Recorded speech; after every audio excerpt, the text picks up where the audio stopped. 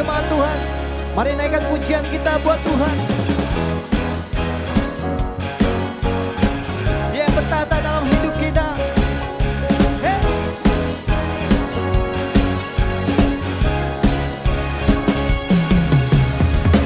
Pelukis cakrawala, merangkai jagat raya, pencipta alam semesta, pemilik kehidupan yang sanggup menyelamatkan jalan-jalan kebenaran.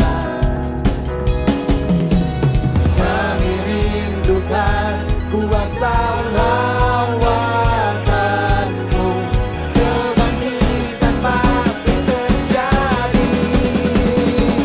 Oh oh oh, datanglah dan berkata, kuat dan berkuasa, saat hati bersatu, menaikkan pujian, belenggu dipatahkan, mujizat dinyatakan. Great is our God. Dia pemilik hidup kita. Yesus.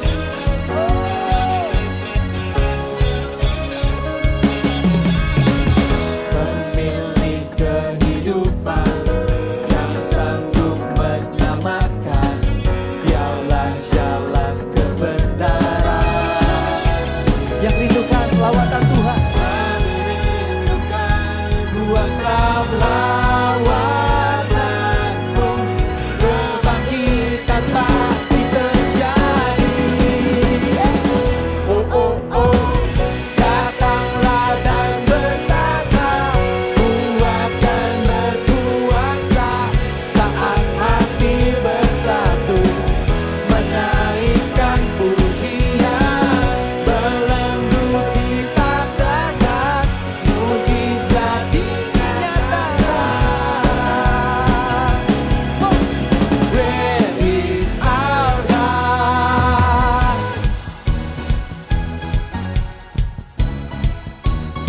Semuanya yang di rumah, mari naikkan pujian kita, naikkan suara kita, berikan tepuk tangan buat Tuhan kita. Ya Allah yang dahsyat.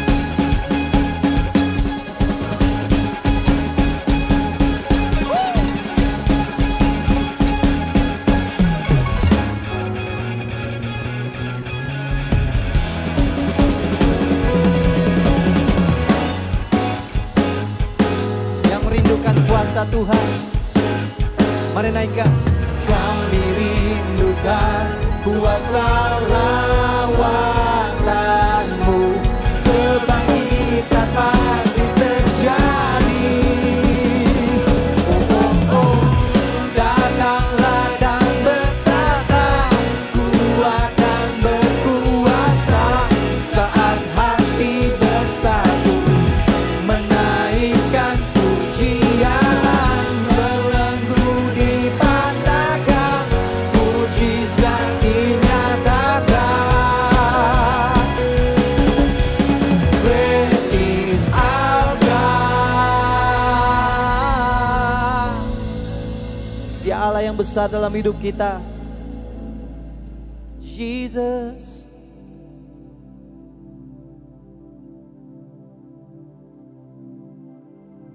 Kami percaya Tuhan Engkau hadir di dalam hati kami Tuhan.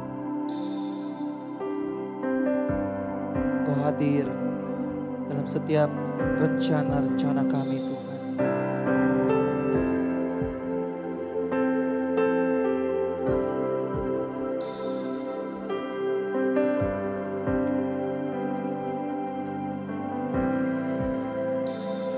You are here, moving in our midst. I worship you.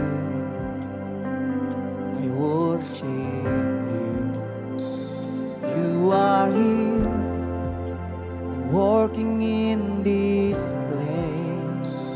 I worship you.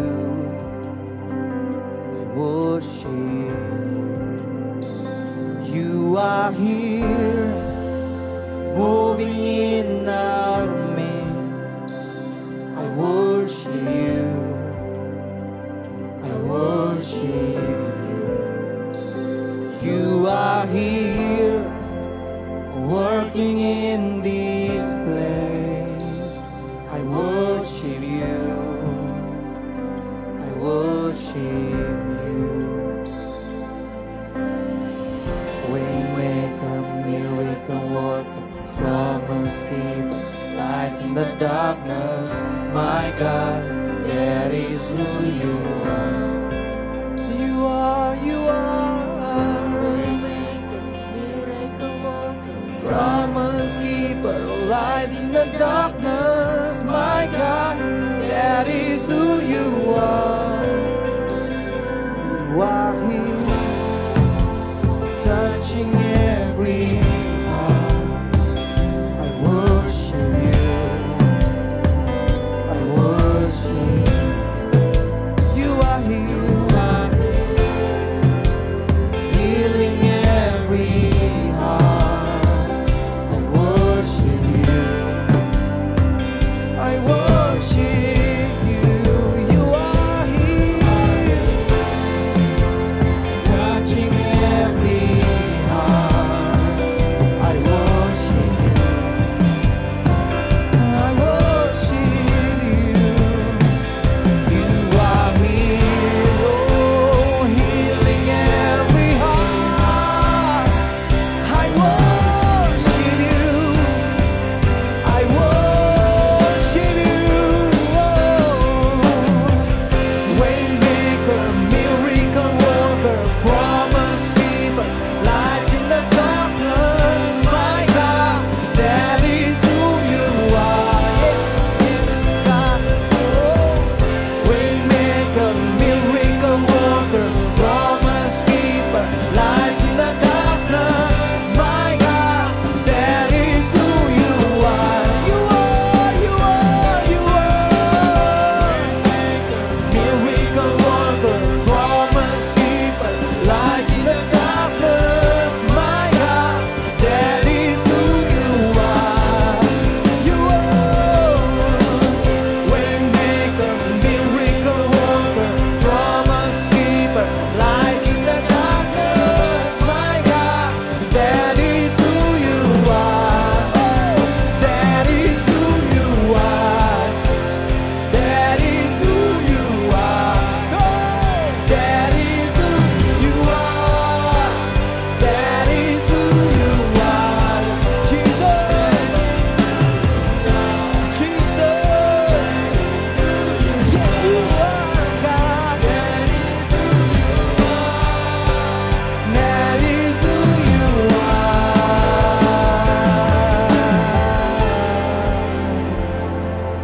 You are God. You are. Kau pemilik hidup kami.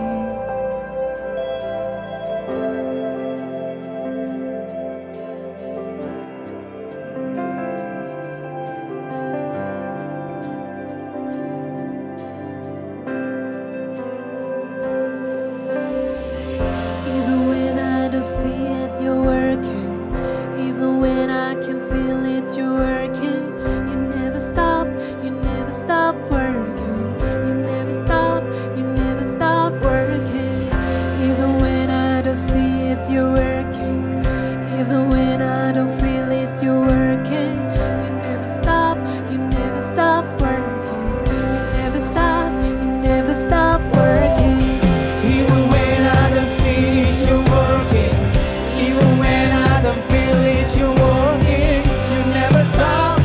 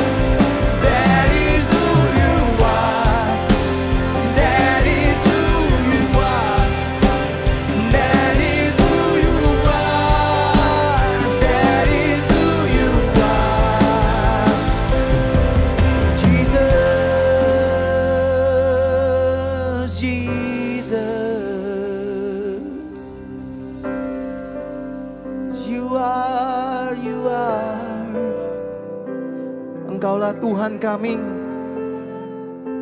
Engkaulah yang bukakan jalan kami. Oh Jesus, tiada yang sepertimu Tuhan.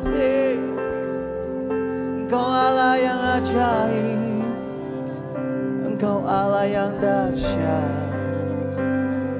Mari sembah Dia, sebab Dia Allah yang layak. Come on, worship Him. Oh Tuhan, kami lihat pertolongan-pertolongan-Mu. Kami rasakan kasih-Mu yang begitu besar dalam hidup kami Tuhan, yang tidak pernah berkesudahan Tuhan.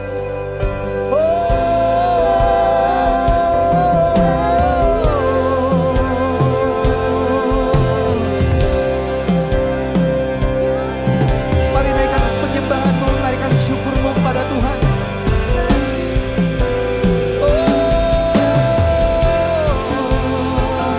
Dia yang bukakan jalan, Dia Allah sumber segalanya. Dia Allah yang memberikan mujizat-mujizat kepada setiap umatnya. Yo.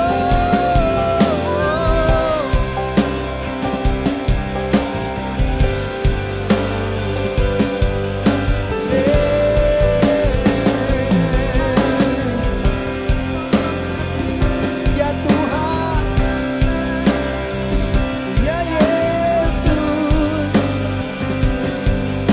Oh, kasih-Mu begitu besar.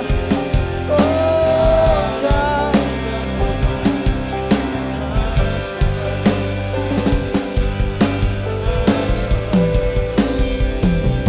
Jesus, sembah Kau. Hati kami menyembah, jiwa kami haus akan Engkau, Allah yang tidak pernah berkesudahan dalam hidup kami. Engkau yang tidak pernah meninggalkan kami Tuhan. Apa yang kami hadapi Tuhan, Engkau tahu Tuhan. Apa yang kami hadapi Tuhan tidak lebih besar dari Tuhan kami. Iman kami Tuhan kepadamu Yesus, Sang Juru Selamat kami, Juru Selamat kami, Yesus Kristus Tuhan. Kau yang awal dan akhir Tuhan dalam hidup kami Bapa.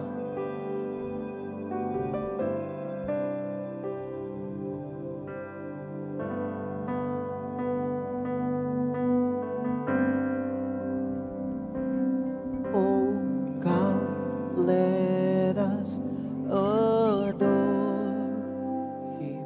Oh, come, let us adore Him. Oh, come, let us adore Him. Christ the Lord. Oh, come, let us adore Him. Oh, come, let us adore Him. Oh, come, let us adore Him. Christ the Lord. Sembah, sembah dan puji Dia. Sembah dan puji Dia. Sembah dan puji Dia. Sang Raja. Sembah dan puji Dia. Sembah dan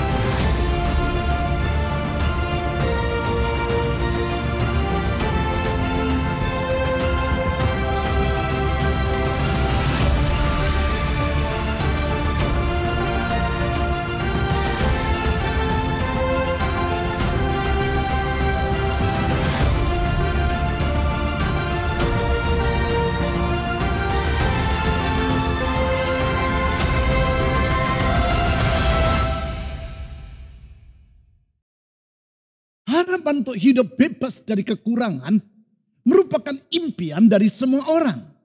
Bukan hanya bebas dari kekurangan sandang dan pangan, namun juga dalam hal papan. Yang dimaksudkan dengan papan di sini bukan sekadar tempat tinggal secara jasmania atau rumah, namun juga tempat berteduh secara batiniah. Itulah rasa terayomi, rasa aman, dan diterima oleh orang lain.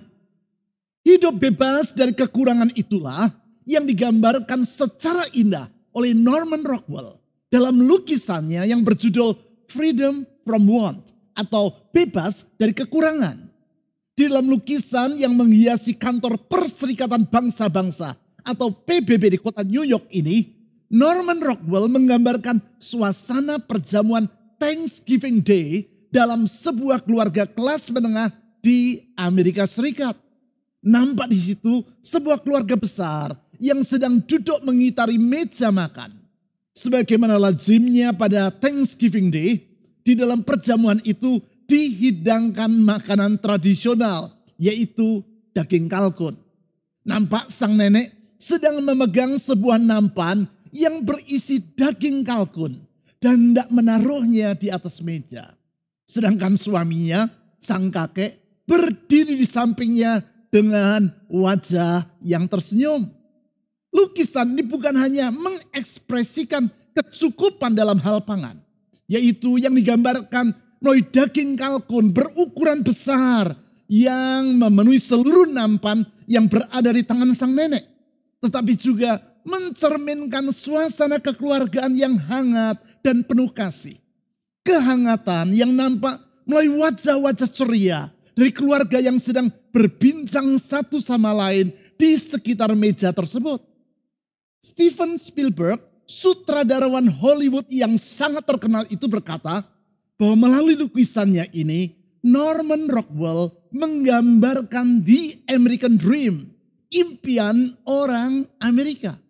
Saya rasa suasana kebahagiaan seperti itu bukan hanya merupakan dambaan orang Amerika saja, namun juga harapan dari semua orang. Hidup tidak kekurangan secara jasmania maupun jiwania. Hidup yang bebas dari kekurangan atau freedom from want seperti yang menjadi judul dari lukisan tersebut. Hanya saja dalam realitas tidak banyak orang yang dapat mengenyam kebahagiaan yang seperti itu. Apalagi di tengah masa epidemi yang sedang melanda seluruh dunia saat ini.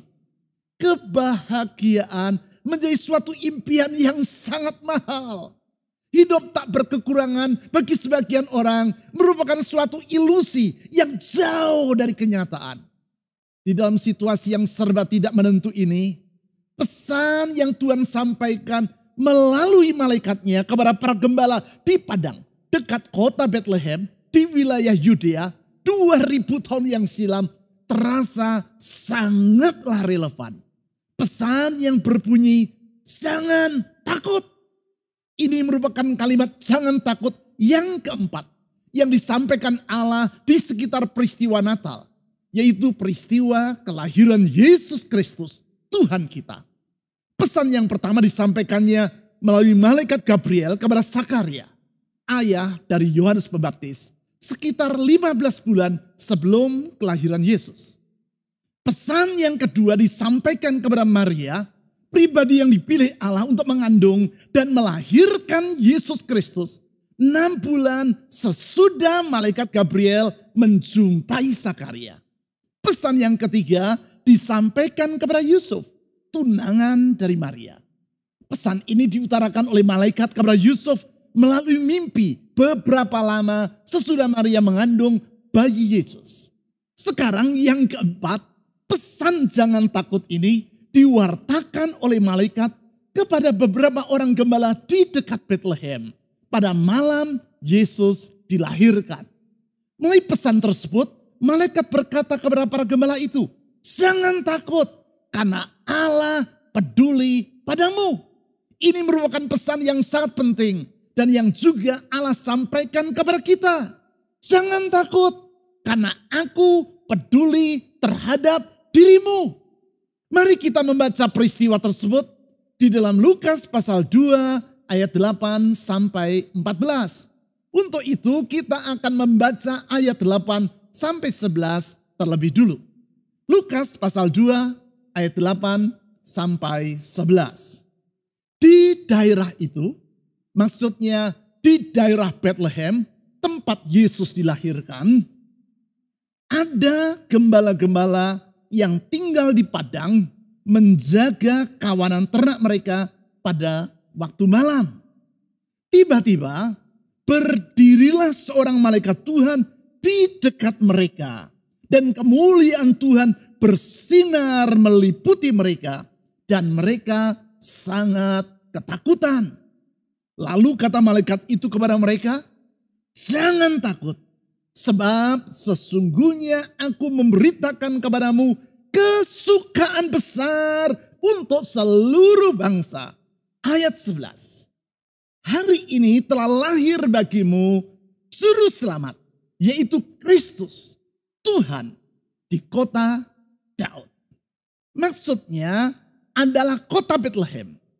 Malaikat menyebutnya sebagai kota Daud karena Raja Daud berasal dari daerah tersebut, daerah Bethlehem. Melalui warta yang disampaikan oleh malaikat kepada para gembala di padang penggembalaan ini, kita dapat melihat kepedulian Allah terhadap manusia. Kepedulian atau perhatian yang penuh dengan kasih sayang, yang sebagaimana telah saya utarakan tadi, merupakan kebutuhan dari semua orang. Kepedulian yang memungkinkan kita untuk mengakhiri tahun ini dengan ucapan syukur kepada Tuhan dan menatap hari esok bukan dengan keputusasaan, namun dengan penuh pengharapan. Mengapa demikian? Karena melalui kepedulian Allah kepada para gembala yang telah kita baca tadi, kita melihat 3 wujud dari kepeduliannya kepada umat manusia. Wujud kepedulian tersebut adalah yang pertama, ia menghargai orang yang sederhana. Saya ulang, Allah menghargai orang yang sederhana. Allah tidak pernah meremehkan orang yang sederhana, yaitu mereka yang dipandang remeh oleh masyarakat di sekitarnya. Mereka yang menduduki tingkat rendah dalam strata sosial masyarakat tidak pernah diabaikannya. Malahan pada hari kelahiran Yesus Kristus, ia memberikan perhatian yang sangat istimewa kepada orang-orang yang sederhana, yaitu para gembala di daerah Bethlehem. Sebagaimana pada umumnya di masa kini, 2000 tahun yang lampau pun para gembala adalah orang-orang yang sederhana.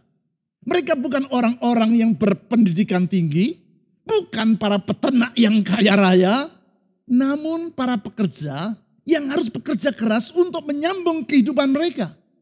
Kesederhanaan ini nampak dari bagaimana mereka harus bekerja dalam menggembalakan kawanan ternak milik majikan mereka. Dari pagi sampai sore, mereka membuat ternak yang mereka gembalakan ke padang rumput, tempat di mana para hewan tersebut memperoleh makanan untuk dimakan dan air untuk diminum. Malam harinya, mereka harus menjaga kawanan ternak tersebut dengan tidur bersama dengan hewan-hewan itu di padang yang terbuka. Jelas, ini merupakan suatu pekerjaan yang berat yang diperuntukkan bagi orang-orang yang sederhana. Namun justru kepada orang-orang yang sederhana itulah berita sukacita tentang kelahiran Yesus, Sang Juru Selamat, pertama-tama diberitakan.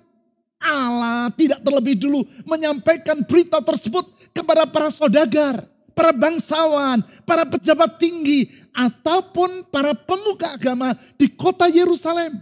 Namun ia mengutus malaikatnya untuk menyampaikannya kepada para gembala yang sederhana tadi. Hal ini menunjukkan bahwasanya ia bersikap peduli pada orang-orang yang sederhana. Bukan berarti dengan demikian ia mengabaikan mereka yang berada di kalangan atas.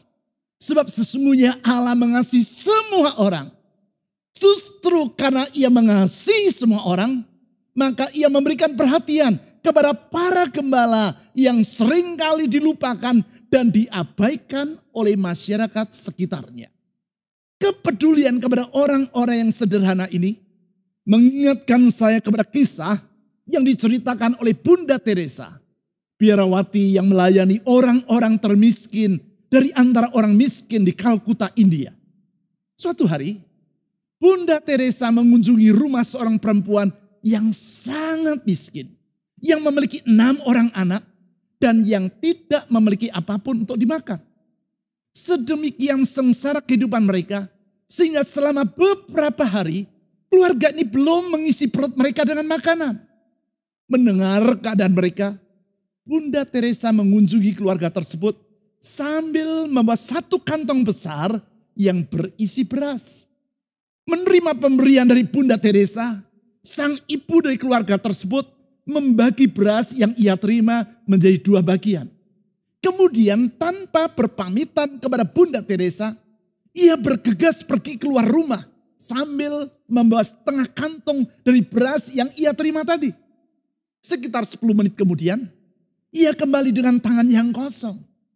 Bunda Teresa yang terpana karena perempuan tadi pergi secara tergesa-gesa, bertanya kepada yang bersangkutan, "Dari mana dirimu?" Perempuan itu menjawab, "Beberapa orang tetanggaku juga sudah beberapa hari tidak makan.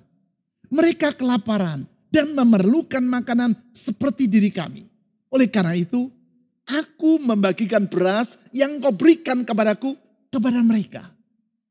Di dalam berbagai kesempatan, Bunda Teresa berkata, keluhuran hati dari perempuan yang miskin ini bukan hanya nampak dari bagaimana ia membagikan sedikit makanan yang ia punyai kepada orang lain, tetapi terlebih lagi dari bagaimana ia memperhatikan para tetangganya yang dalam keadaan kekurangan dan memerlukan bantuan.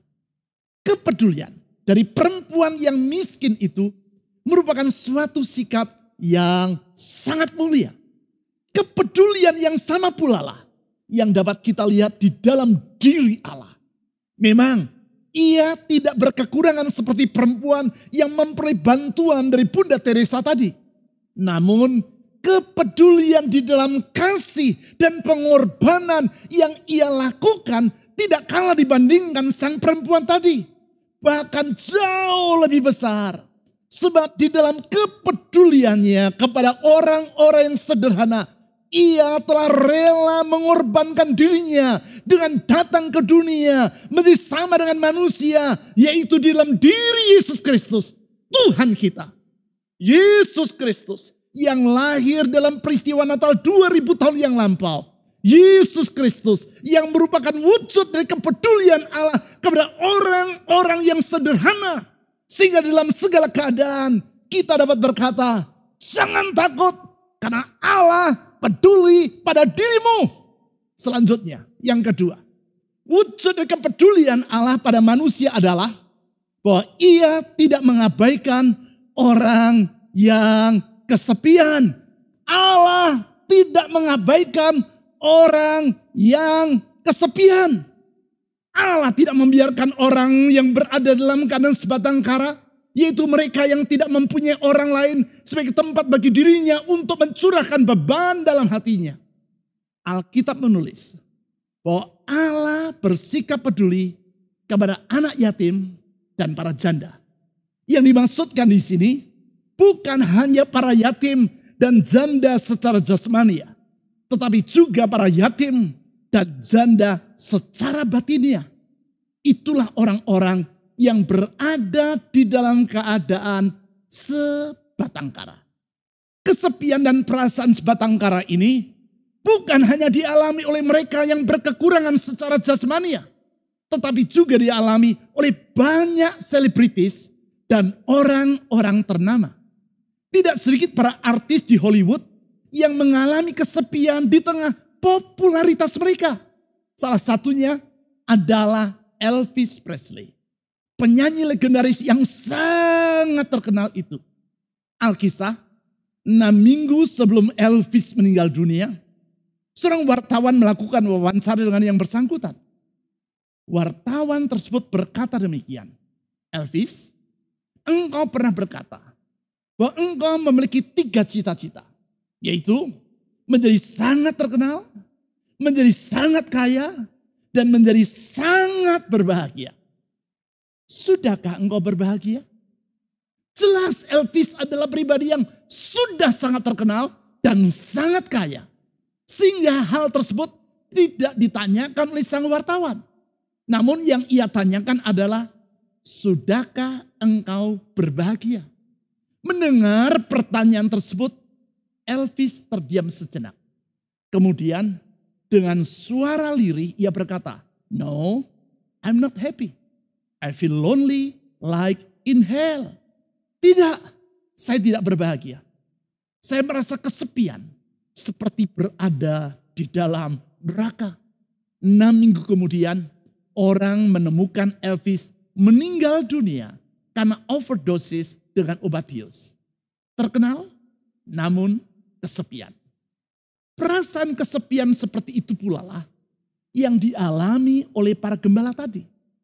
Di sepanjang musim panas, siang malam, mereka harus tinggal di padang bersama kawanan ternak yang mereka gembalakan. Artinya, selama berbulan-bulan, mereka harus berpisah dari keluarga mereka.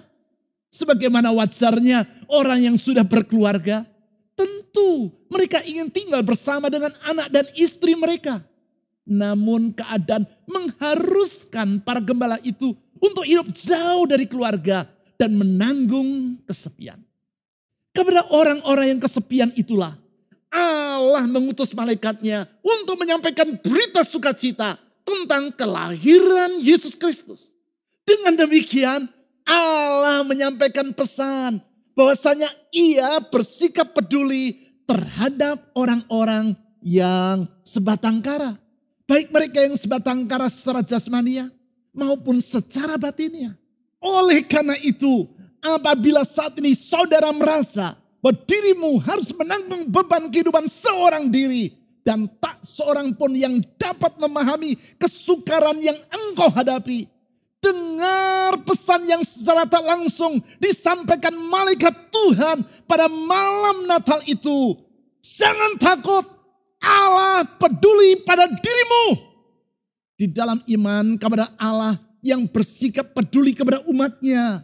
Dan di dalam kesadaran bahwasanya kita memerlukan Allah di dalam kehidupan kita. Saya mengajak saudara untuk mendekatkan diri kepada Tuhan melalui doa. Kedekatan kita dengan Allah yang mengakibatkan hidup kita bagaikan pohon yang ditanam di tepi aliran air. Sehingga tidak akan layu di musim kemarau, tetapi menghasilkan buah pada musimnya. Mengakhiri tahun yang sedang kita lalui dan mengawali tahun yang ada di depan kita. Kita perlu semakin mendekatkan diri kepada Allah melalui doa. Oleh karena itu, saya mengajak saudara untuk mengikuti ibadah doa pada hari Sabtu pagi yang akan datang. Saudara dapat mengikuti ibadah doa tersebut melalui YouTube channel Doa Fajar Pengharapan live. Di dalam ibadah doa yang diselenggarakan secara live dari Pasir Koja dan disiarkan secara live streaming ini, saya akan membimbing saudara untuk masuk ke dalam hadirat Tuhan serta mendoakan semua saudara. Kita bersyukur bahwa di dalam segala keadaan Allah peduli pada diri kita. Takkan dibiarkannya kita menjalani kehidupan ini seorang diri, sebatang kara dan kesepian. Dia berjanji bahwa ia akan menyertai dan menuntun hidup kita di setiap musim kehidupan. Sehingga kita dapat berkata, sungguh di dalam Dia kita mengalami damai sejahtera dan menyongsong masa depan yang penuh dengan pengharapan. Sekarang yang ketiga, wujud dari kepedulian Allah pada manusia adalah bahwa ia berempati dengan orang yang tak berdaya. Allah berempati dengan orang yang tak berdaya. berempati. Artinya lebih dari sekadar bersimpati. Bersimpati artinya dapat memahami perasaan orang lain dan di saat yang sama tetap mengambil jarak dengan yang bersangkutan. Sedangkan berempati lebih dari sekadar memahami, tetapi juga ikut menanggung perasaan dari orang lain. Bersimpati artinya menunjukkan perhatian kepada orang lain yang menderita. Sedangkan berempati artinya adalah di dalam bahasa Inggris yaitu putting yourself completely in another person's shoes. Mengenakan sepatu orang lain dengan sepenuhnya. Artinya kita melibatkan diri kita dengan sepenuhnya dalam kehidupan orang lain. Itulah yang Allah lakukan melalui kedatangan Yesus Kristus di dunia 2000 tahun yang lampau. Di dalam dan melalui Yesus Kristus, Allah berempati dengan manusia yang tak berdaya. Ia melibatkan dirinya dengan sepenuhnya dengan manusia. Tindakan Allah dalam Yesus Kristus ini disampaikan malaikat kepada para gembala. Yaitu sebagaimana yang ditulis di dalam Lukas pasal 2 ayat 12 sampai 13. Mari kita membaca ayat tersebut. Lukas pasal 2 ayat 12 sampai 13. Dan inilah tandanya bagimu. Kamu akan menjumpai seorang bayi dibungkus dengan lampin dan terbaring di dalam palungan. Dan tiba-tiba tampaklah bersama-sama dengan malaikat itu sejumlah besar bala tentara surga yang memuji Allah, katanya, kemuliaan bagi Allah di tempat yang maha tinggi dan damai sejahtera di bumi di antara manusia yang berkenan kepadanya. Kepada para gembala itu, malaikat berkata bahwa mereka akan melihat Yesus sebagai seorang bayi yang dibungkus dengan lampin dan terbaring di dalam palungan. Pernyataan bahwa Yesus dibaringkan di palungan ini menunjukkan bahwa dia dilahirkan di sebuah kandang. Tempat untuk palungan atau wadah bagi makanan hewan ditaruhkan. Lukas pasal 2 ayat 7 menjelaskan alasan dari keadaan ini. Yaitu karena tidak ada tempat bagi Yusuf dan Maria di rumah penginapan. Kesudian Allah untuk hadir di dunia sebagai seorang manusia dan lahir di sebuah kandang menunjukkan kepeduliannya kepada manusia yang tak berdaya.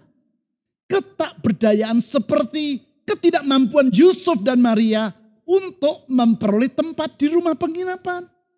Ketidakberdayaan seperti ketidaksanggupan Yusuf dan Maria untuk mendapatkan tempat yang layak bagi Maria untuk melahirkan bayinya.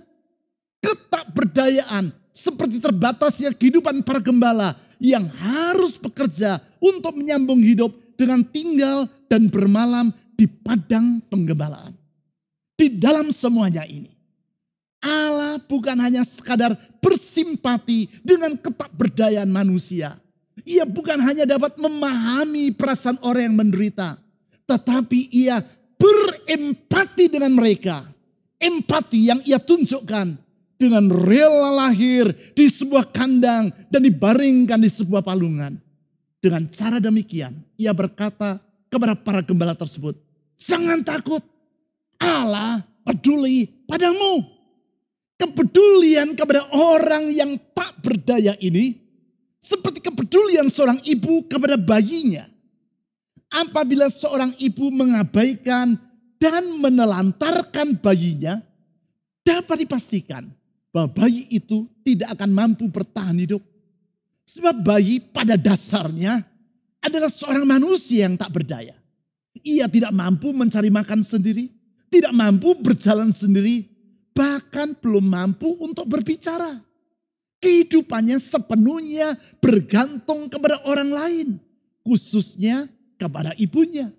Sehingga apabila kita dapat hidup sampai hari ini, hal tersebut adalah karena ketika kita masih bayi, ada orang lain yang bersikap peduli kepada diri kita. Kepedulian seperti itulah yang ada di dalam hati Allah. Karena ia peduli pada manusia yang tidak berdaya untuk membebaskan dirinya dari kuasa dosa dan kebinasaan. Sehingga ia telah rela datang ke dunia dan lahir sebagai seorang manusia untuk menyelamatkan kita. Pengorbanan dan tindakan berempati yang ia lakukan dalam Yesus Kristus ini menyanggupkan kita untuk menyongsong hari depan dengan penuh pengharapan. Dengan berharap dan bergantung pada kepedulian Allah ini. Saya mengajak saudara untuk mengakhiri tahun 2020 dan menyerahkan perjalanan hidup kita di tahun 2021 ke dalam tangan Tuhan melalui ibadah awal tahun. Yaitu pada hari Jumat tanggal 1 Januari yang akan datang. Saudara dapat mengikuti ibadah ini pada jam-jam seperti yang terpampang pada layar di depan saudara. Saudara tidak dapat mengikutinya kapan saja seperti ibadah yang sedang saudara ikuti saat ini. Oleh sebab itu, catatlah jam-jam ibadah yang ditampilkan di hadapan saudara tersebut. Di dalam ibadah awal tahun itu, kita akan bersyukur kepada Allah untuk semua kebaikannya yang telah kita alami di sepanjang tahun 2020.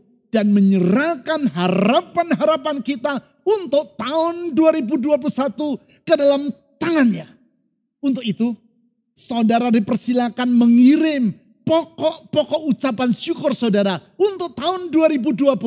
Dan harapan-harapan saudara untuk tahun 2021 melalui WhatsApp, WA, ke nomor telepon yang terpampang pada layar saudara.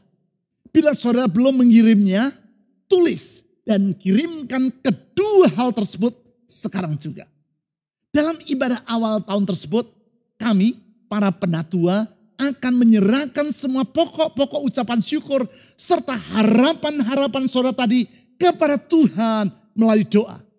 Selain itu, saya juga akan berdoa menyerahkan janji iman yang saudara buat untuk pembangunan gedung-gedung gereja kita di tahun 2021.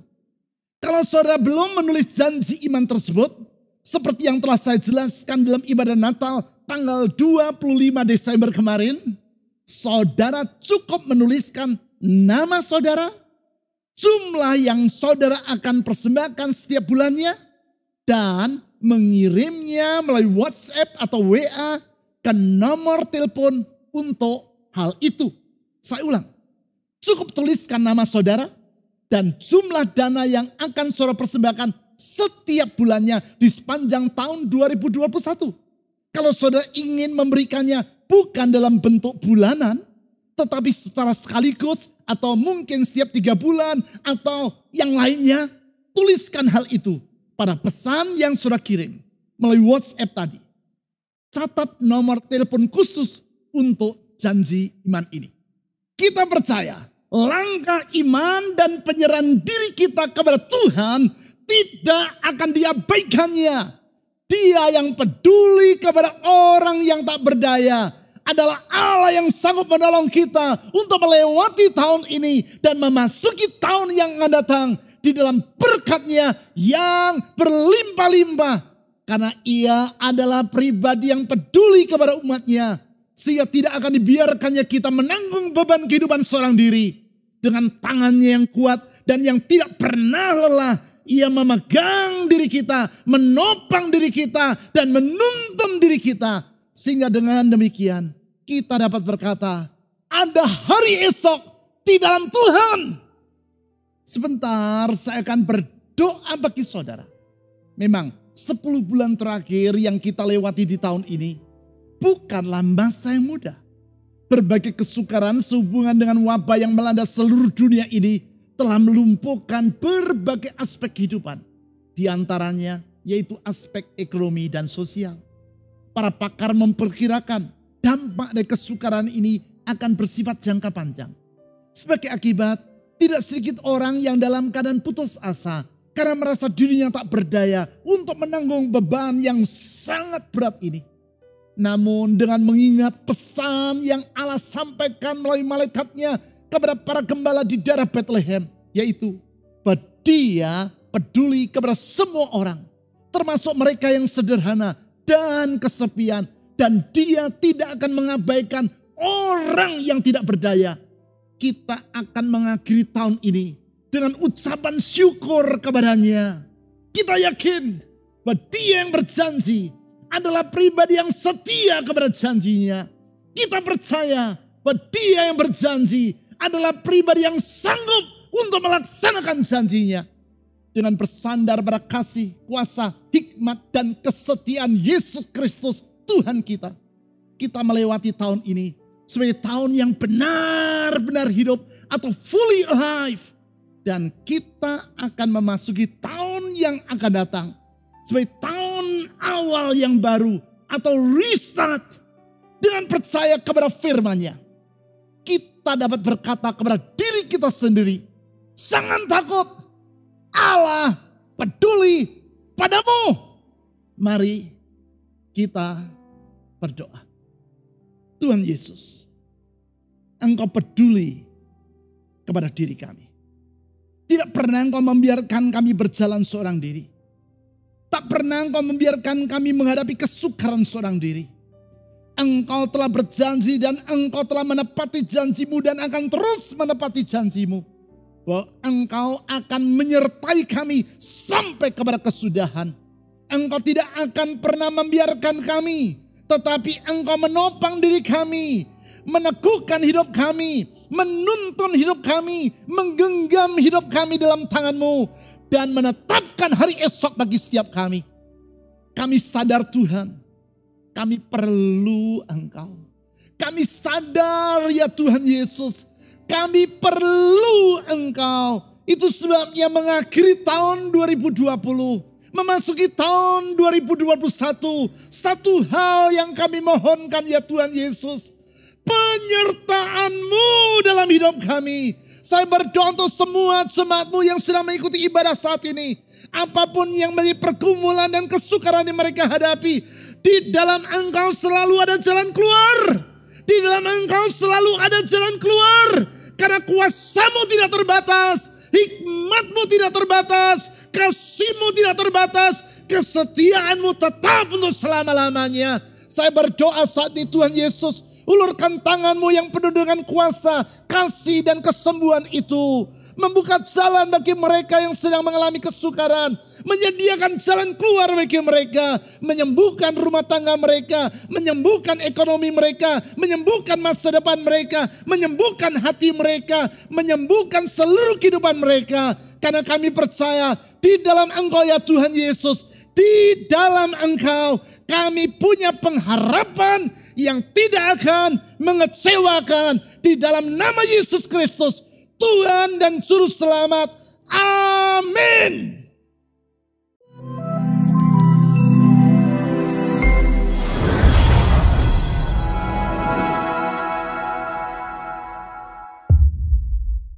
Marilah kita mempersiapkan persembahan kita. Sebelumnya marilah kita berdoa. Terima kasih Tuhan, kami ucap syukur Tuhan buat kasih setia-Mu dalam hidup kami. Terima kasih buat firman-Mu pada hari ini Tuhan. Biarlah Tuhan menyertai kehidupan kami semua. Tiba saatnya kami Tuhan mempersiapkan persembahan kami Tuhan. Biarlah persembahan kami Tuhan memberkati hidup kami semua Tuhan. Memberkati gereja Tuhan di tempat ini Tuhan. Kami serahkan Tuhan hari ini dalam tangan-Mu persembahan kami. Biarlah nama Engkau dipermuliakan melalui persembahan kami Tuhan. Di dalam nama Tuhan Yesus kami siap untuk memberi. Amin. Yes. Sang Juru Selamat hadir dalam hidup kita. Bagi dunia.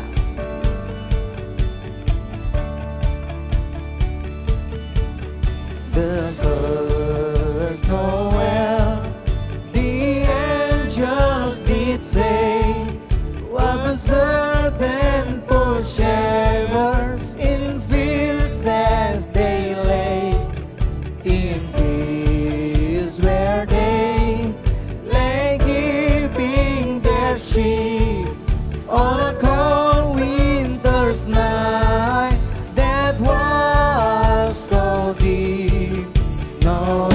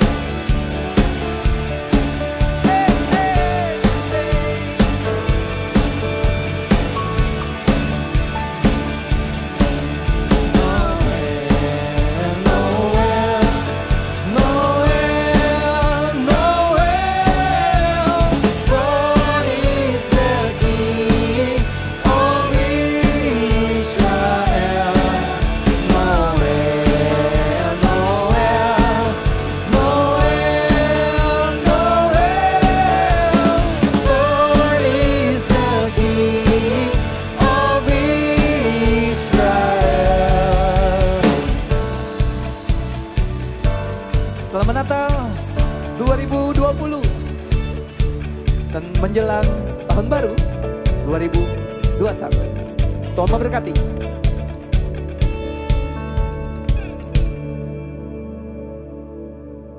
Jemaat, mari kita mengakhiri ibadah hari ini dengan menerima berkat daripada Tuhan. Terimalah berkat daripada Allah Bapa, kasih sayang daripada Tuhan kita Yesus Kristus, serta penyertaan daripada Roh Kudus yang memberi kita kekuatan, penghiburan yang sempurna daripada Tuhan. Diberkatilah engkau sebagai pengusaha, diberkatilah engkau sebagai pelajar, diberkatilah engkau sebagai ibu rumah tangga, dan biarlah tetap percaya bahwa Tuhan kita adalah Tuhan yang baik, Tuhan yang setia, dan Tuhan yang luar biasa dalam kehidupan kita. Di dalam nama Tuhan Yesus, semua kita yang percaya berkata, amin.